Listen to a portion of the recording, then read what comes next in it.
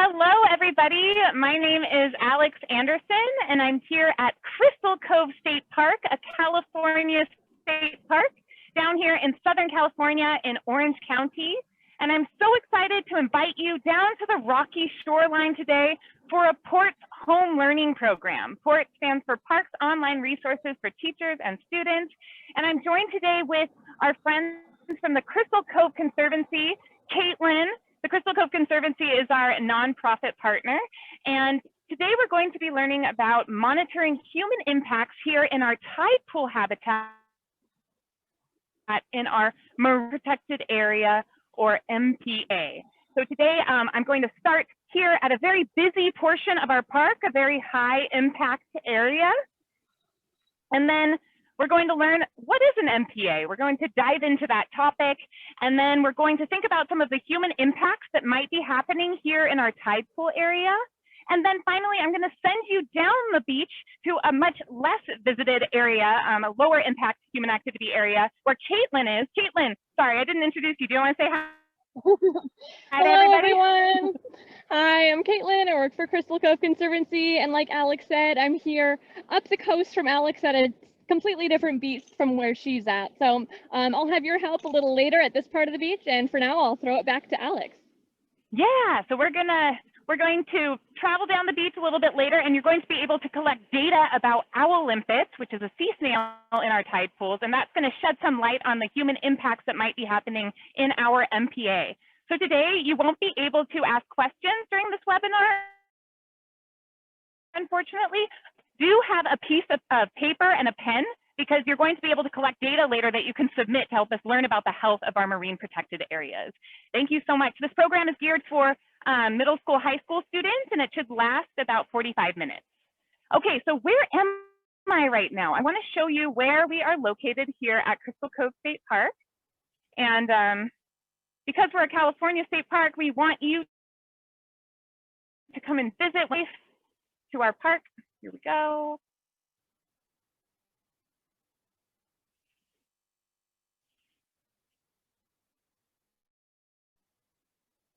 Okay, so here we are. We're located in Orange County down in Southern California. This is a very busy and populated county, so lots of structures and development. So it's really special that we have this protected open space here with Crystal Cove State Park. Here at Crystal Cove, we have 2,400 acres of backcountry wilderness with wonderful hiking trails. If you like to go bird watching or mountain biking, you can even bring a horse and ride a horse in our backcountry here. There's wonderful wildlife that you can see. This is us hiking. Here's our California state bird, the California quail. And beautiful wildflowers and plants you can see in our backcountry. Also, we have 3.2 miles of coastline. This is where we have our sandy beaches and rocky shoreline. Lots of different wildlife viewing. You can see our bottlenose dolphins, common dolphins. We see whales. You can go scuba diving here, go swimming. There's our California state marine fish, the Garibaldi, and wonderful birds to see. This is an osprey carrying a fish. We also have a tide pool habitat here, tide pool ecosystems. This is part of our marine protected area here at the park. And if you explore, there's wonderful wildlife that you can see here in our tide pools. This photo was taken by one of our volunteers, and I think it's gorgeous. These baby green or baby aggregating anemones next to the volcano barnacles. All right. So we also have a different area of the park that receives a lot of visitors, and this is called our historic district. And that's where I'm standing right now. This is a cultural area in our park. It's a collection of 46 cottages that have been historically restored to the period of 1930s, 40s, 50s, and you can rent them out through the California State Park system as campsites with your family. You just visit reservecalifornia.com. So this is a very busy area of the park, a lot of human impact because there's a restaurant, there is a gift store, and it's just really fun to walk around the charming cottages. They're kind of like a history museum sitting on the sand, teaching us about the ways early Californians lived in the early 1900s.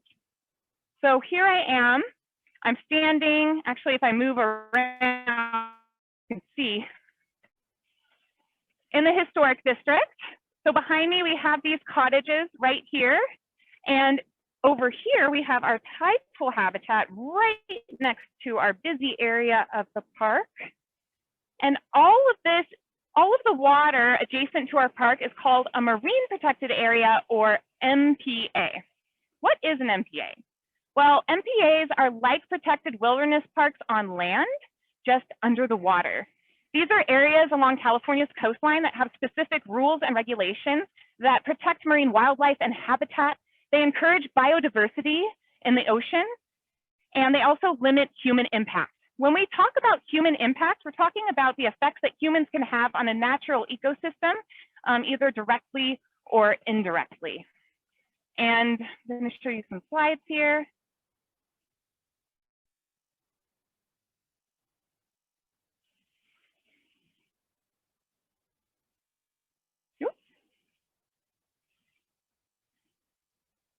So marine protected areas are like wilderness parks on land, just under the water. There are 124 MPAs that act as a network throughout the state of California.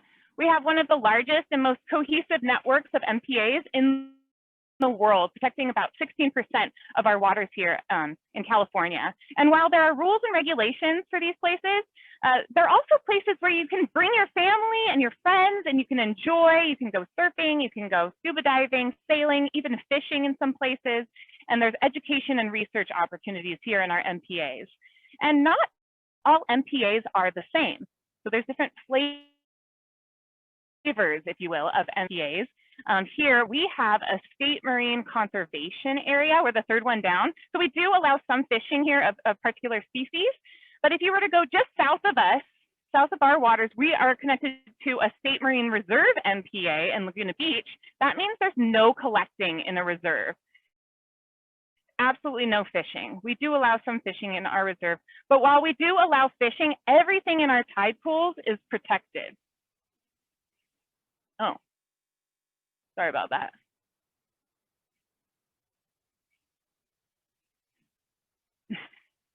And MPAs protect a number of different kinds of underwater habitats. So these are the different habitat types that are protected by MPAs in California. We have the kelp forest, we have soft ocean bottoms, intertidal zone, another term for our tide pool habitat, estuaries, submarine canyons, and rocky reefs. So I was mentioning that MPAs promote biodiversity. So how do they do that? Well, first, let's break down biodiversity. Bio meaning life, diversity meaning variety of species. And biodiversity is really important for ecosystems. Biodiversity, the more opportunities for the organisms to find shelter, to find mates, and to reproduce, right? So we want more biodiversity. And how do MPAs do that? Well, a lot of marine life in the ocean actually take a really long time to reach sexual maturity, all right? So for instance, our California spiny lobster can take 3 to 5 years to reach sexual maturity. That's a very long time for them. A leopard shark can take up to 10 years to reach sexual maturity. So by protecting complete underwater habitats, MPAs give these species space and time to grow larger. And then in some cases with these animals, they will, as they grow, they can reproduce, they can give off more offspring if they're bigger. So by protecting these underwater homes, we give them space to grow big and fat and provide our ocean with lots of offspring reproduction so we can build a biodiverse coastal wilderness here in California. So the hope is that all of the offspring that is produced will spill over into neighboring unprotected waters. So here, that's called the spillover effect.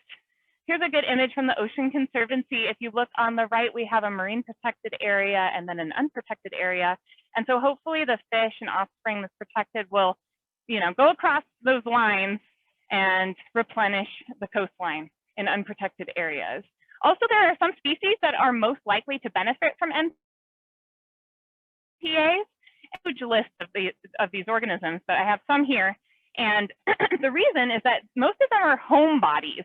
So they have a very small home range.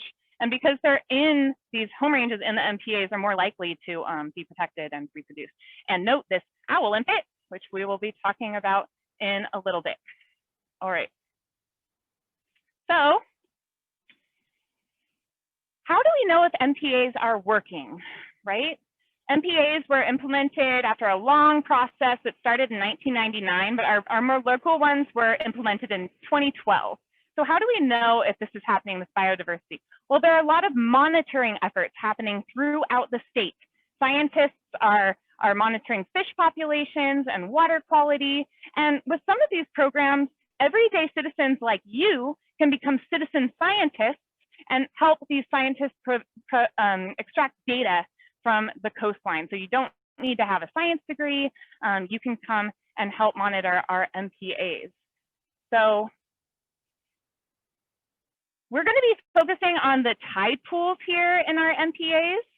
And Kaitlin is going to be, later I'm going to send you down pretty soon to Kaitlin. You're going to be taking data about these owl limpets to kind of see, to shed some light on the human impact here in our tide pools.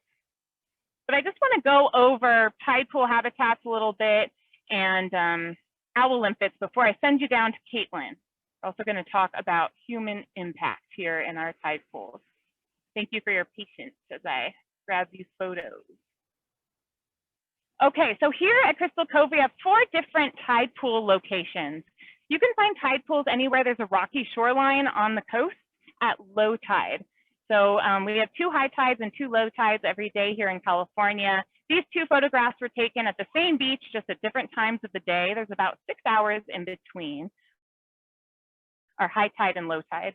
And at low tide, we have these pools of seawater trapped inside of the rocks. And if you peek inside, there's a whole wonderful world of life. All of these dynamic organisms are all struggling to survive in a very, very harsh environment. Oops. So it's really harsh living out here in the tide pools. Can you imagine you're a sea star? You have the waves crashing on you. You have the sun beating down. Then you have people, right? So we're talking today about human impacts in our MPAs. And I want you to think about, why do you think this particular marine habitat would be more vulnerable to human impact? So take a moment and think about that. Why? Well, these habitats bud up right next to our communities, right? So we have communities up over this cliff right here. And if any pesticides or oil are on the streets and then it rains, you know, our tide pools can be exposed, but also I can see some people already exploring over here. If you go to the beach, it's just very easy to access the tide pools if it happens to be low tide. So we get a lot of visitation here at Crystal Cove. We actually see about 2 million visitors a year here, and many people like to explore on the rocks. Now, what kinds of human impacts do you think might be happening here in our tide pools with all that wildlife and all of the people exploring? So we're going to go over this. These slides are hard to look at sometimes, the human impact.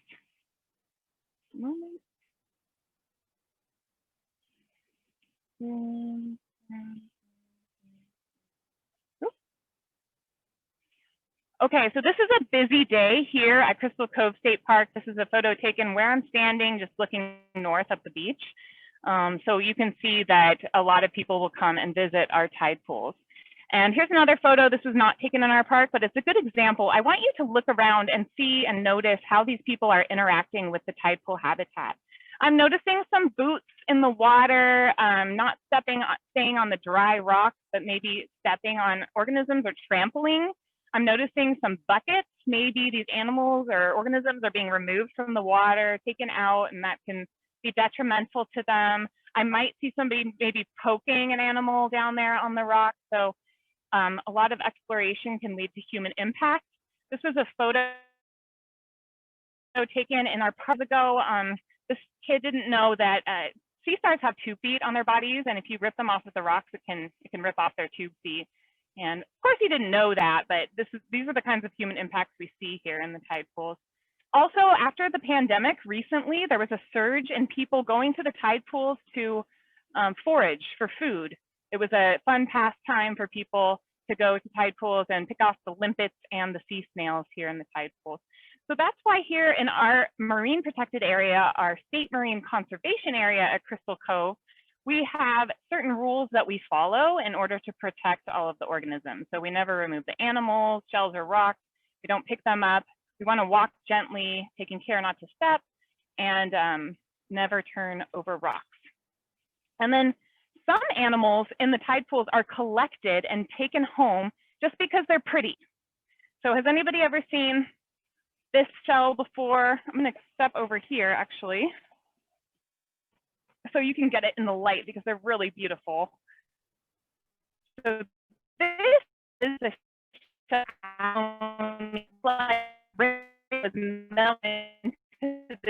and they're so pretty that people always want to take them home for their shells. Also, people eat them for their meat. But because of that, now there are 2 species of abalone that are endangered. So they're at risk of becoming extinct, the black and the white abalone. I'm going to show you some photos now. Sorry.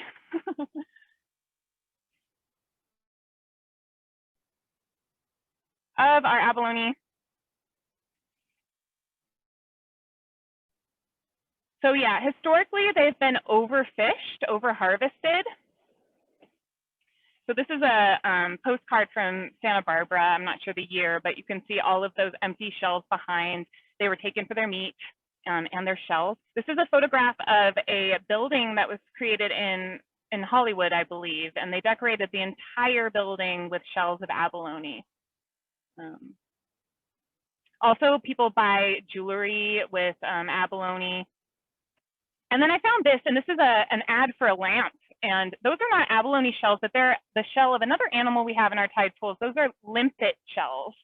And those are the animals you're going to be helping Kaitlin collect data with today. So our limpets are sea snails. I'm going to give you a little overview of our limpets. Limpets are sea snails with one shell, and they can grow to be about 4 inches long. They're the largest limpet in North America, and they have a rasping tongue, a radula, that they use to scrape algae off of the rocks. And because they do that, they're very territorial. So they graze their farm. We call it an algal farm, their little area where they graze with their rasping tongue. And that creates these open spaces. So you can see that limpet kind of, it's hidden over here. It's created this whole open space.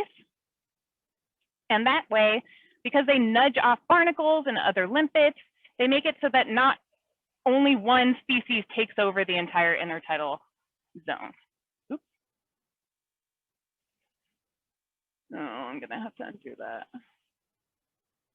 So here's another example of our limpet. And also, so limpets, this is really interesting, they're all born males. And then at about 2 years old, they reach sexual maturity. And if they live long enough, some of them will become females. So we really want to protect those big, fat females because they can reproduce more. And but unfortunately, they're the most likely ones that are taken because they're big for their pretty shell or for their flesh and their meat. All right, so now I'm going to send you down the coastline a little bit north of here to a more quiet area, so with less human impact. Here we have a high impact zone, and we're going to meet with Kaitlin from the Crystal Cove Conservancy. Hey, Kaitlin. Hello, Alex. Hello again, everyone. If you missed at the very beginning, my name is Kaitlin. I work for Crystal Cove Conservancy, and we are the nonprofit partner of Crystal Cove State Park. So we help out the state park with conservation of the natural resources. We help with education, and also helping to preserve and restore those historic cottages that Alex talked about a little earlier. And one of the ways that we do help with conservation in the park is by studying the impact of MPAs and seeing if they're working. Are our populations of animals here actually doing better since the MPA system was put into place? And one of the ways that you're going to help us do that today is by studying our owl limpet populations. So I have an owl limpet shell here, and you might wonder like why this very unassuming snail is so interesting for us to study. But Alex actually did mention a few of those reasons. One of them is that they are a souvenir species. So they're very frequently taken. So they're they're some of the species most likely to be impacted by people taking them, especially for food, so people coming to forage. When they are taken, they're also generally taking the largest limpets. You can imagine if you want it for a meal, you're going to look for the easiest ones to find and also the ones that are going to be the most delicious and filling and worth your while. So that can lead to declines in our population when those largest sexually mature owl limpets are no longer there. Their population could completely crash. But we aren't sure if that's happening or not. We're not sure if there's a lot of take happening in those tide pools. So that's what we're going to be studying today with your help. You're going to help us as community scientists conducting an owl limpet survey.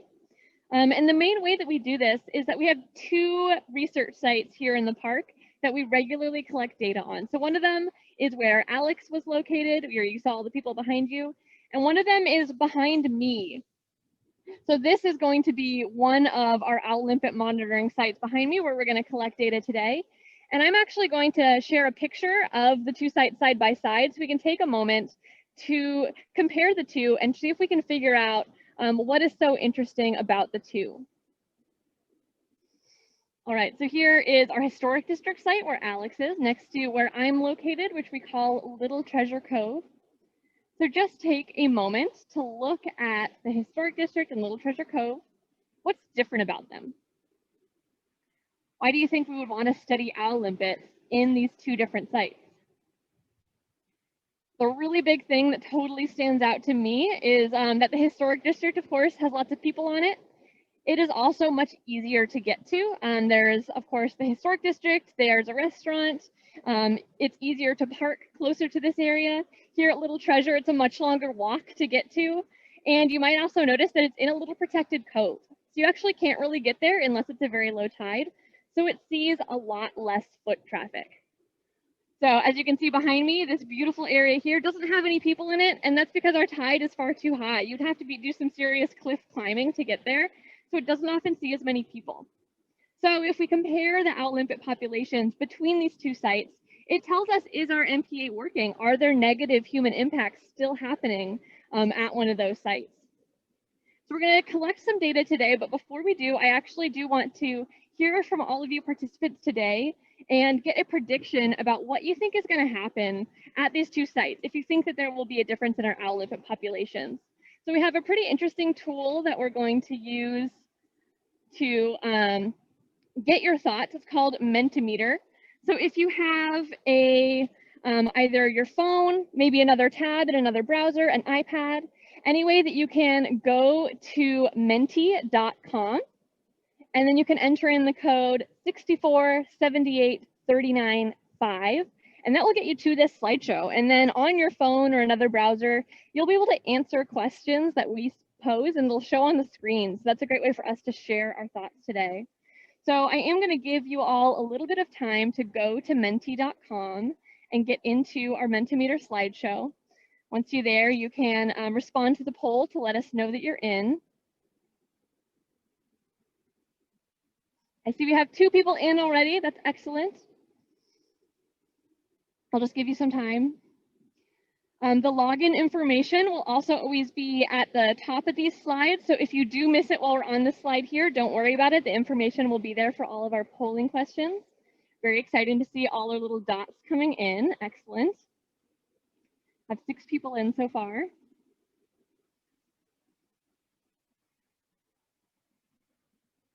All right, and then I'm going to go ahead and move on to our next slide with our questions as you are coming in. Again, I'll keep the numbers at the top. But I'm curious where you think we will find more owl limpets, at Little Treasure Cove or at the historic district. So Little Treasure Cove is where I am, the lightly trafficked site, and historic district is the busy site where Alex is located. So far, it looks like 5 people, everyone seems to agree at this point that we're going to have more owl limpets at Little Treasure Cove. That's really interesting. So think about why you might think that. Might have something to do with, you think the human impact in the historic district might have a negative impact. That's really interesting. Everyone seems to be in agreement upon that. That's great. And then a similar but slightly different question, where do you think our owl limpets are going to be the biggest? Where will we have more big owl limpets compared to really small ones? Again, historic district or Little Treasure Cove. Great, everyone answering so quickly today. And it seems we're in agreement again that we're going to have the big owl limpets here at Little Treasure Cove is what you think. And again, why might that be? And maybe you think that people are going to be taking those bigger ones at the other site, but not this one. We don't really know the answer to that quite yet. That's what we're going to want your help with. We're going to figure that out today by collecting data as a group. So one of the things is I do want you to, if you have a piece of paper or something to write on, you're going to want that shortly. So maybe start making sure you have that soon. But at these two sites, we have a long-term data site that we always monitor the exact same area. So the exact same area in these rocks behind me, and the exact same area in the rocks behind Alex. And then I'll share a few photos so that you can see exactly what that data collection protocol looks like. Share some photos. Let's see.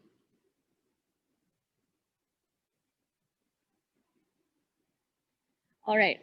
So when we're down there, we're going to be looking for bolts in the rock. They're pretty unobtrusive. They're small, but we have GPS coordinates to go to them so we can find them. And that tells us our starting point to make sure we're measuring in the exact same spot every time. Here's some people measuring. That's another picture of what those bolts look like. As you can imagine, when we just go out there into the rocks, they can be really hard to find.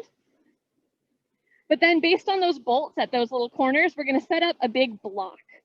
And these blocks are going to be set up with transect tapes, basically just a really long measuring tape. And everything within that area, within those transects, is where we're going to count and search for owl limpets. So every single owl limpet that we can find in that big mega rectangle, we're going to count and record on our data sheet. And the square is always the same, so we're always counting the same populations every single time. We have a sampling area like this at both of our research sites. So once we have our transect tape set up and we're down in the tide pools, that's when we start looking for owl limpets. So I have a shell of one right here. The main way you identify them is by where the apex is, or the highest point of the shell. And for this, the apex is really far towards the front. So it's not in the middle like a volcano, it's like really far forward. If it's hanging a bit like this, I think of it as like a really nice hold. That's really the key feature. The really worn surface on top helps as well. And then as soon as we locate one, we want to measure how big it is. Since again, we're going to be keeping track of how many owl limpets we have and how big our owl limpets are. And we can do that using calipers. So these will help us measure anything that's inside it. So we can again measure kind of like, it's hard to do with only 2 hands. I wish that I had 4. Measure them like this. So if you can see, when it's closed, that little 0 with a tick mark beneath it at the top, it lines up with the 0. So that's what you're going to keep your eye on, is the 0 with a tick mark on the top. But when I open it up, where is that 0 tick mark lined up to now? So like right now, if my owl limpet was inside here, it would be 20 millimeters. You see the 20 lined up with our 0 tick mark? So that's how we're going to measure owl limpets. I'm going to share a couple practice photos with you before we head down to the tide pools to measure these together. So let me find our photos.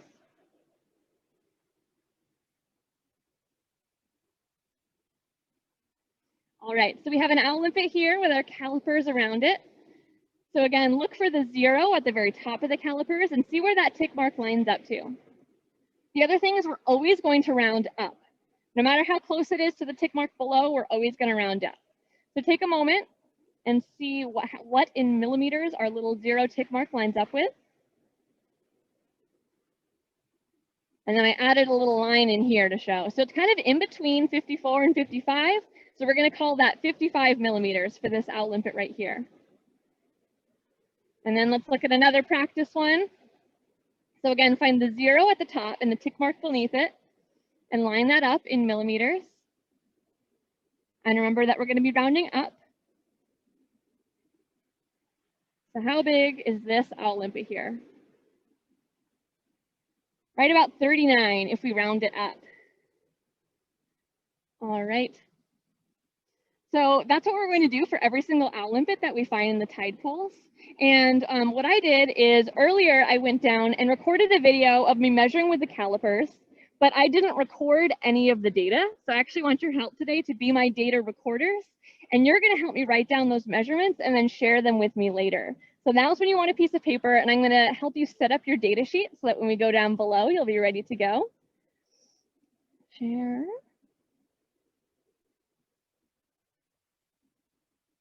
All right. So on a piece of paper with something to write with, you're going to want to label the top of your paper so that you know what it is, the Crystal Cove Owl Limpet Survey. Then you're going to want to write which site you're at, which today is the one behind me. So Little Treasure Cove, and this is our low impact site. One of the most important pieces of data in science is always, always going to be the date. If we don't know what day we measured it, then our data is not useful at all. So you're going to write the date, which is today's date, November 16th, 2020. And then we'll just need 2 columns to record our data. It's super simple.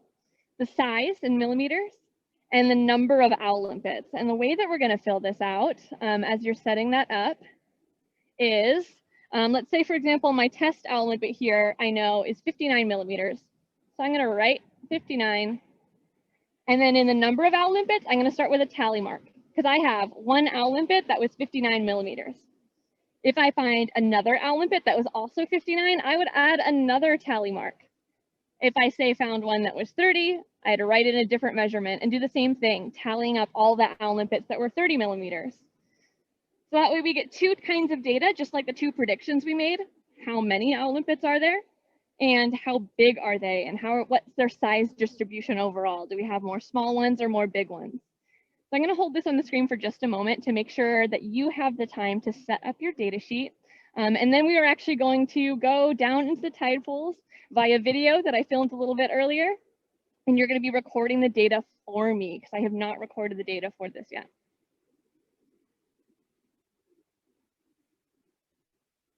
All right. So I will see you in a moment virtually behind me. If you're ready with your data sheet, we're going to be recording all of the owl limpets that we can find with the help of some UCI students that were down with me as well. So I'll share my screen.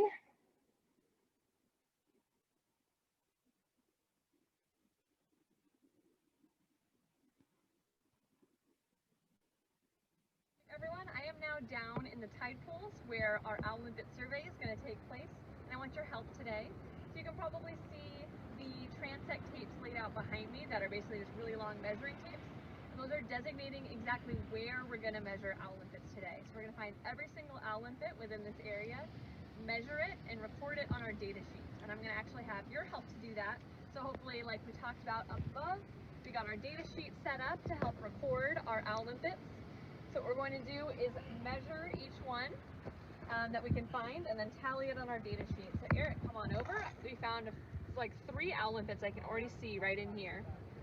So I'm going to go ahead and use my calipers here, open them up, and try to measure from end to end on this owl limpet. It can be sometimes kind of tricky in the rocks.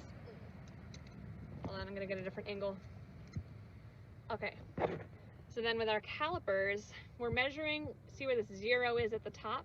That little tick mark, we want to see where that lines up to the millimeters up top. So right now it looks like it's just a little bit above 35, so we're going to go ahead and round that to 36. So then what I'm going to do is on my data sheet, I'm going to write 36 because I found an owl limpet that was 36 millimeters, and then add a little tally mark. If I find any other owl limpets that are 36 millimeters, I can add another tally mark. Or if I find a different size, I'll go ahead and write that in here. So now let's go ahead and measure the other one here. Same as before. I'm going to go end to end with my calipers. And then you're going to read out from that 0 mark what tick mark it's going towards, and you can round up. So I'll give you a moment to look at that. Write that down in your data sheet. If it's the same size, you add another tick mark. If it's a different size, you can write that down as well. The other thing is once we've measured them, we're going to use a marker. It's just a grease pen. It washes off when the tide comes in, but that lets me know that we measured it already. So I'll go ahead and do that for this one too, since you just measured that. Now let's do this other one here. Get that in there, end to end. And again, where that 0 mark, the tally comes straight down. Go ahead and write that on your data sheet. Cool. So those are 3 really close together. Let's keep looking for more, Eric. Scan around our rock. Oh, there's a big one over here. So here's another big owl limpet. We can tell it's an owl limpet because this really kind of point at the front. But you can see it's got a bunch of barnacles on it, which is really cool. But let's see how big it is. Okay, end to end. And then let's look at our calipers and go ahead and write that measurement down on your data sheet. and add a little tick mark. And then I can already see another one right in here. So let's go ahead, measure end to end. Some of these are a little tricky to get in there, but I'll do the best I can to estimate end to end. Again, where that 0 mark comes down, and go ahead and add it to your data sheet. And then let's see, there's more over this way. Tons of owl limpets, you guys. All right.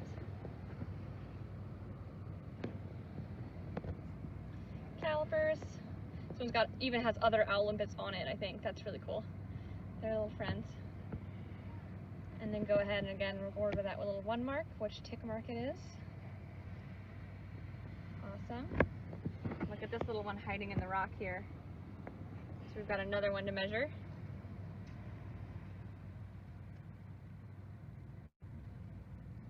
Okay, where that 0 mark reaches. Go ahead and record that on your data sheet. I can see the biggest of all that I've seen today right over here, Eric. If you want to give us another look, you can see kind of next to my hand how big this one is. Let's see. I definitely think it'll be bigger than the other ones we've gotten. Again, where that 0 mark goes. And then go ahead and record that on your data sheet. We've got a few tucked in here that you may have noticed too. We don't want to miss the ones that are really tucked away. End to end, as best as I can. Record where the 0 mark hits our millimeters there. All right. Let's walk a little further down in our tide pools here. Oh, here's a really cool one. This one has some algae on top of it. So this one has stuff growing on it, but there is an owl limpet hidden in there. Again, you can see the really sharp front.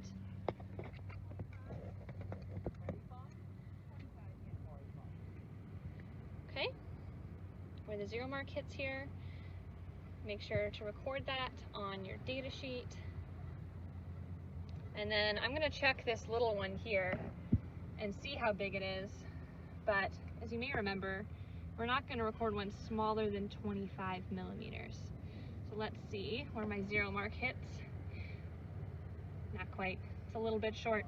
So this one is too small to count just yet. That helps us make sure that we're counting only owl limpets, since owl limpets are really big. But as you may see, we got a nice big one in here too. So let's get all the way in there.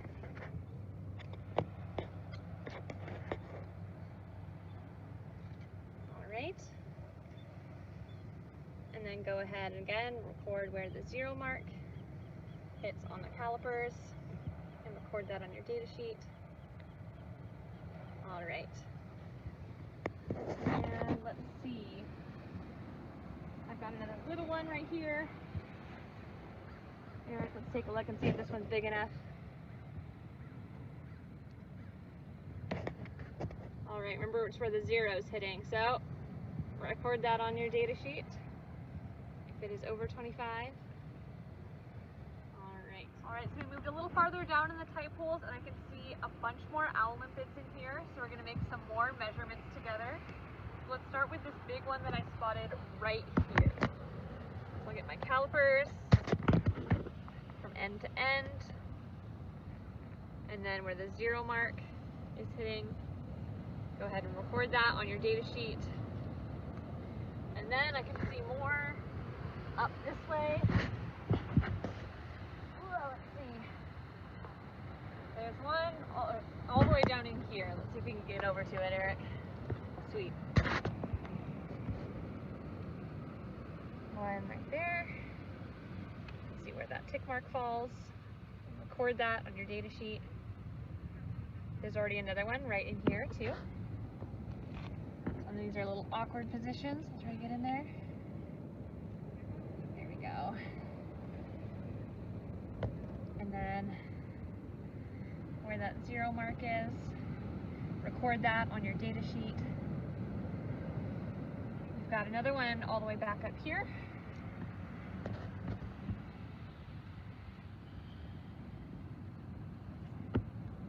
Again, go ahead and record the size on your data sheet. then there's another one down in here. Okay. And record where that serial mark is on your data sheet. All right. So together we're all taking on this transect, and you've been helping us record all of these owl limpets in here that we now have marked. But as you can see around the area, we also have some students from UCI helping us collect data, both master's students and undergrad. So we'll hopefully find all of the owl limpets in this whole area because there are a ton of them. So thank you for helping us with this today.